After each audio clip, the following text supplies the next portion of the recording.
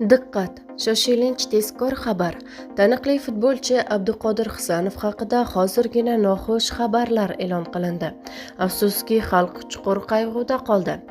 Assalomu alaykum hurmatli tomoshabin. Tezkor yangiliklardan birinchilardan bo'lib xabardor bo'lishni istasangiz, videomiz ostida bir dona like va podpisatsiya tugmachasini bosib qo'yishni unutmang.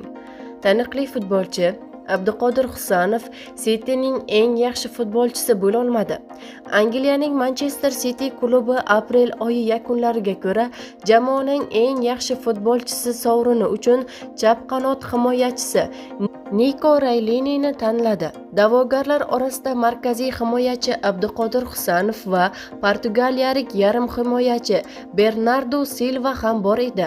E'tiborli jihati, o'zbekistonlik futbolchi ovozlar soniga ko'ra katta farq bilan ustun kelgandi, ammo yakunida 21 yoshli ingliz e'tirof etildi. Ma'lumot uchun, O'Rayli aprel oyida jamoa sifatida 5 ta o'yinda maydonga tushib, bittadan gol va assistni o'z hisobiga yozdirib qo'ydi, deyiladi xabarda.